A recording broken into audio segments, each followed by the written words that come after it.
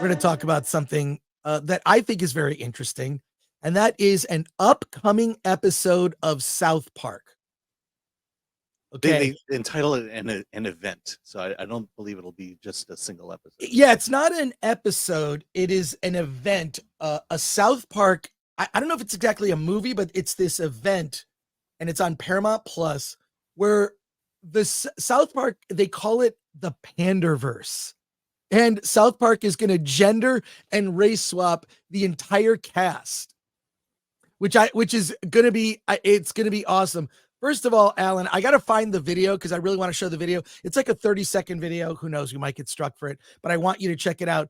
What are your thoughts on this? Because this has been a recurring theme and a topic that you and I have talked about quite a bit, right? Like, this is something that happens. And in some ways, you know, sometimes it's organic, like, okay, that's fine. But in other ways, it stands out like a sore thumb.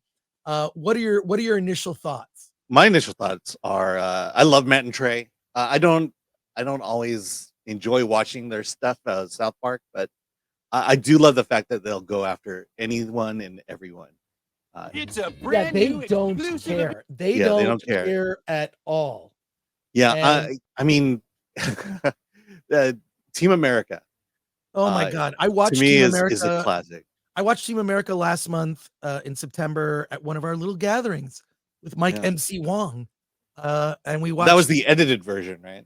No. We watched Team America, and it was like, oh my God, do you remember when movies like this were fun? Yeah, they were fun, and they satirized everything. Well, let's take a look at this. Let's take a look at this. It's a short teaser for the episode, and I'm just so glad someone is finally calling this out.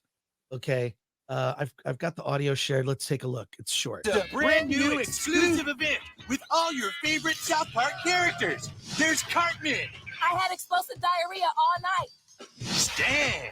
Dude, school is going to be so awesome today. Butters. Oh, hamburgers. And oh my God, they killed Kenny. I like big boobs. How does this even make any sense? It makes perfect sense. I think the problem is you.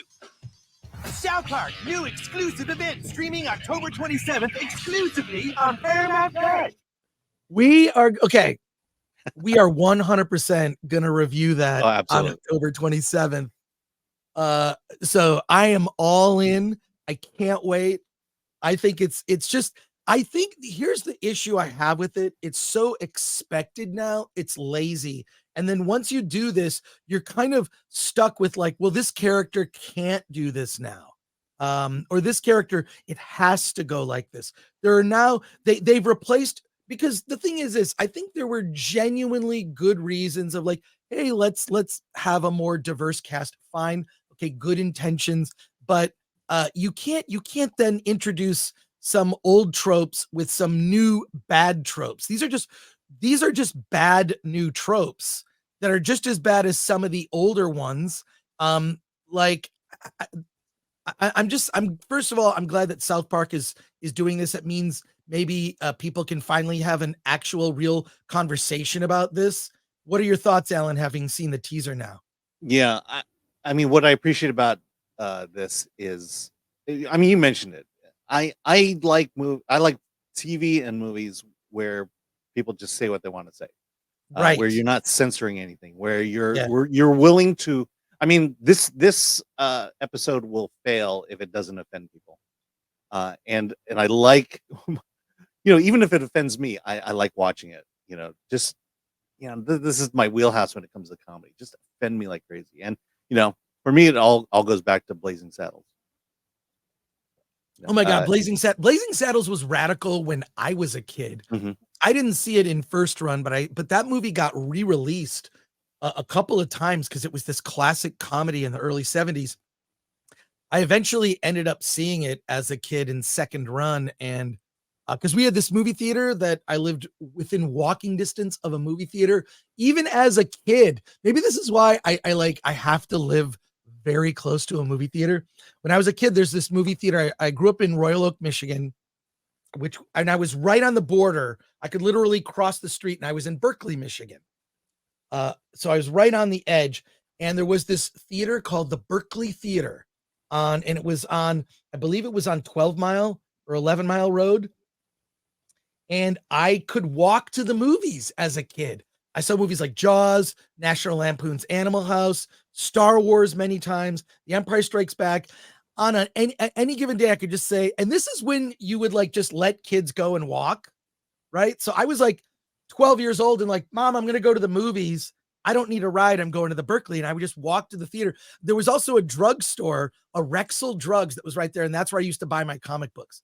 So I just walked to the movie theater, and I saw Blazing Saddles that way, and it was the dollar theater.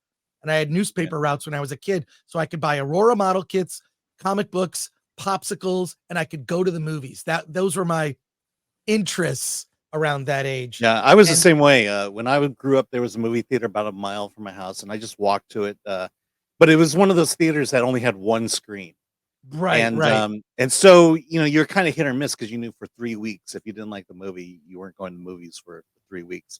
Right. And then the other thing was, it was back in the day of double features, and if you were lucky, a rated R movie would be paired with a PG movie, and then you could buy a ticket to the PG movie and then hang out and see the rated R movie. And that's how I saw Saturday Night Fever. Oh my God, I never saw Saturday Night Fever in a theater. I ended up seeing it later on video, and I thought it was way overrated. It was built up to be something that honestly just sort of disappointed me. But anyways, I mean, look, these movies are groundbreaking. This was kind of Travolta's big movie, and video didn't really come out until years after that. And so that's what I mean, in the 80s. Yeah, because Roller Boogie had already come out by then, and Xanadu. Well, I am excited for this. South Park just skewers mainstream pop culture, and I love it.